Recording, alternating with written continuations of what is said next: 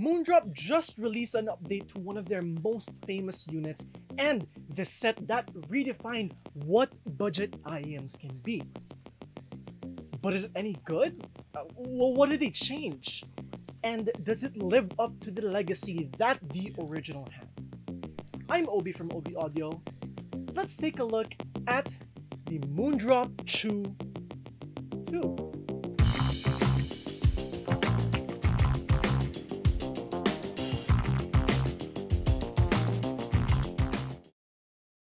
Hi, I'm Obi from Obi Audio Reviews, and you are tuned into Obi Reviews Audio, the show where I tell you what I think about some audio gear, and today we are going to be taking a look at the Moondrop Chu 2. This is an IEM priced at a measly $20 from the brand that has basically become the face of Sci-Fi now, with the releases like the Starfield, the Aria, the Blessing Trio at this point I think, and definitely the Moondrop Chu. And the Moondrop Chu 2 is an update to the original that changes quite a bit of stuff, but we'll see whether that it can catch up to the legacy that the original brought. The Chu 2 comes in this nice square box with the usual waifu up front and specs at the back. Flipping open the front cover of the box then reveals the Chu 2 seated on a foam cutout. Removing said foam cutout then reveals a box that contains the leather pouch, the cable, and the paperwork.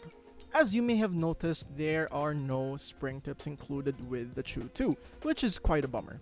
The ear tips are quite decent, but I ended up opting for aftermarket tips. The included pleather case is your basic pleather case that has a very interesting locking mechanism that I have not seen in other products that aren't either Truthear or Moondrop.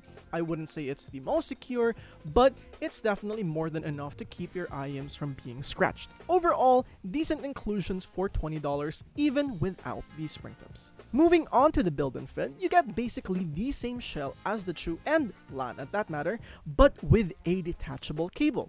This basically means that this is a small but very comfortable IEM to wear. The IEM sits very snugly in my ear with good stability and no pain points. The major difference is on the nozzle, which the lip is removable. I assume this is for repairability, but this definitely sparks some interest for modding. The seal and isolation are very good and there is no air pressure buildup or driver flex whatsoever. The cable is a rather basic single strand cable that is quite rubbery in material and quite tangle prone. It is a functional cable, but definitely nothing special for $20. Overall, it keeps the wonderful shell that made the Chu so comfy and gave it a detachable cable and removable nozzle for longevity and repairability.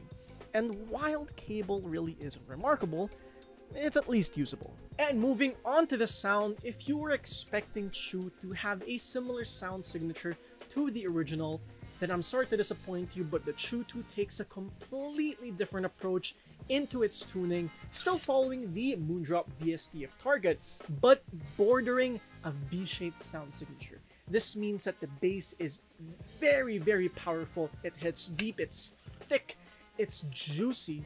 The mids are slightly left out with a slight thinness and a very slight recession, and the upper mids to the treble region are quite forward, sparkly, articulate, but definitely fatigue-free. As for drivability, the Chu 2 is a bit on the decent side in terms of drivability, which means a smartphone can comfortably drive it, but I definitely suggest using a dongle DAC because the Chu 2 scales very, very well with volume. You can pump the volume of this pretty high up without getting any distortion or harshness in the sound, which I was a big fan of. Starting with the bass, the Chu 2 has heaps amounts of bass. I wouldn't say it's bass head level yet, but it's definitely much more, or at least north from neutral, that the original Chu had. You get really deep synths, deep rumbles, you feel the music really nicely, and the mid bass is complemented with a really nice, punchy, and decently textured presentation. As for the mids, I would say this is where the Chu 2 kind of took a little bit of a backseat, as the mids of the Chu 2 are on the slightly thinner side, slightly recessed, because it's kind of almost a V-shaped sound signature. However, it is not overly recessed where you can't hear the instruments, it's just that it's less emphasized compared to the rest of the sounds. As for the vocal and instrument presentation of the Chu 2, I would say that in the lower frequencies, it definitely lacks a little bit of note weight and body, especially in male vocals, while for female vocals, it's definitely much more forward, more intimate, and definitely sparkly and very satisfying to listen to. And as for overall timbre, in the mid-range, I wouldn't say it's the most natural sounding timbre, but it's definitely more than natural to be listened with, you know, general accuracy.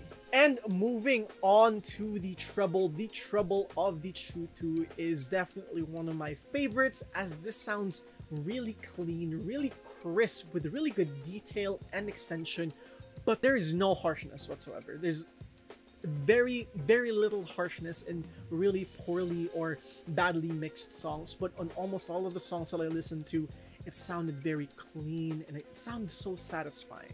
It is not the brightest presentation, but it is definitely more than enough to not sound dark or dull. As for its technicalities, I have to say that it's just about decent, as you would expect from most $20 sets. There's really nothing remarkable about it. Stages, you know, decently wide, not really tall or, you know, deep as per se. Separation ability, not the cleanest. It's good enough to separate basic instruments, but struggles a little bit on more complex tracks. And the resolution and transients are, you know, averagely fast. They're not the snappiest like a BA, but it's not as slow as older IEMs that, you know, have dynamic drivers in them. Overall, just about what you'd expect from $20. And lastly, let's compare it to some of its peers, starting with the Tangzu Wan'er. Now, compared to the Wan'er, the Chu 2 is a much more fun, energetic, and vibrant type of sound. The Wan'er falls to be a lot more, I guess, on a balanced side, where it's a lot more focused on timbre over, let's say, the Chu's musicality or funness. The mids are a lot fuller on the Wan'er, while the bass and the treble are both much better, I guess, extended and elevated compared to the Wan'er. Next, the Truthear Hola, which I would say is more on the darker side of tuning to the rest of the $20 families, which means that compared to the Chu 2, it does sound a little bit more relaxed, a lot more smooth sounding compared to the Chu 2's more energetic and fun type of signature on both ends. Compared to the EW100P, which is a lot closer to the original Chu, I would say that this is still more fun, but I would say that definitely they have a very similar upper mid-range presentation where it's a little bit on the brighter side, although I will say that the Chu 2 has just a little bit better extension, but I still think that the EW100P is a more neutral, more smoother sounding IM compared to the Chu 2. Now moving on to the 7Hz Zero, which again, very similar to the original, but I guess you would say it's slightly improved. This is once again much more neutral sounding, much brighter sounding, I would say as well, compared to the Chu 2, but the Chu 2 definitely has I would say a more universal, more genre-friendly type of tuning that would fit more people's tastes, at least I would assume, as there's a lot of bass in the Chu 2 that the 7Hz Zero doesn't really have. It's a lot cleaner sounding though. And lastly, let's compare it to the elder brother, the original itself, the original Moondrop Chu, and this, again, I said it's a completely different kind of tuning. The Chu strive for more neutrality, clarity, brightness. The Chu 2 strives for more musicality, fun, and more energetic and vibrant kind of sound with more bass and just generally something you would listen to in a more casual way compared to the Chu 2's where it sounds a little bit more analytical. And obviously we have to put the elephant in the room. Yes, it comes with a detachable cable, so, you know, do you prefer detachable cable or the original Chu sound? It's up to you, but, you know, detachable cable is really nice. To conclude, the Chu 2 takes a completely different approach to tuning, where instead of going for something more neutral, something more analytical, the Chu 2 goes for something more balanced and more musical. it trades out these spring tips for a detachable cable, which I would honestly be behind, as I would just buy spring tips separately, but I can't really mod the Chu without really having a lot of difficulties. And the Chu 2 has a much more consumer-friendly tuning that probably would fit more people's preferences compared to the original Chu. However, I still do think that the original Chu has its special sauce with the brightness and leanness and neutrality that I personally really enjoyed, but that doesn't change the fact that the Moondrop Chu 2 is, by and large, a pretty decent choice in the $20 segment. It just doesn't have the magic that the original Chu had. And with that out of the way, thank you so much for watching this review. If you enjoyed, please consider liking. If you'd like to see more of my content, please consider subscribing. I would also like to thank Shenzhen Audio for sending over the Chu 2 for a review. If you would like to order one, then check the description down below, and check out my socials down there as well. Also, check out Audio Notions and join the Discord. And yes, I haven't been active in the YouTube scene in quite a while. I'm sorry, I was quite busy, but finals is ending and I can have some time to make more videos, which yes, it's gonna be a lot of videos. And with that, OB Audio